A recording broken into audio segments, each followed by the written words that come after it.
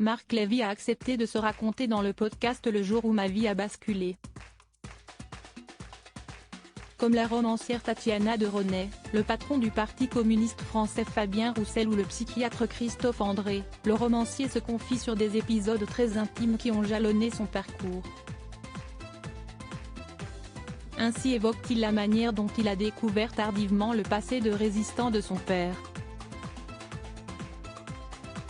On savait que pendant la guerre il avait été du bon côté mais on ne savait pas ce qu'il avait fait.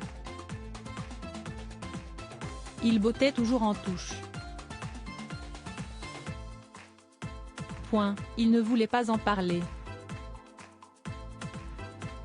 Un jour, alors qu'il a 22 ans, sa mère l'appelle. « Est-ce que tu veux venir à Toulouse avec nous demain parce qu'on va décorer ton père ?»« On va décorer papa ? Pourquoi ?» lui demande-t-il. « Ça vous regarde tous les deux ?»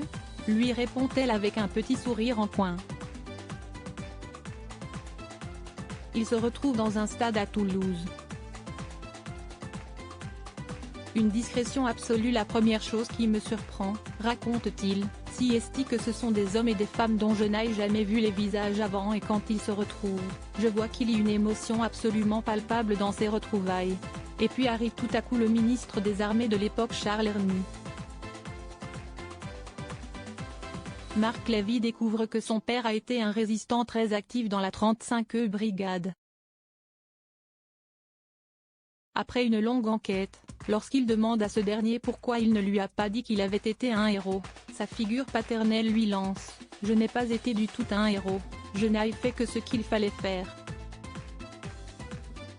Si est très différent.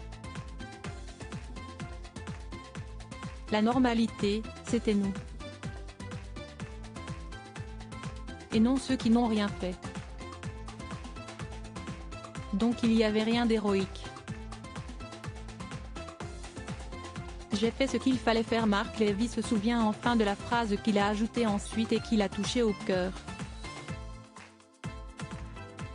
La seule chose dont je veux que tu te souviennes, si est que j'étais ton père. Retrouvez l'intégralité des confidences de Marc Lévy dans le podcast de Gala et abonnez-vous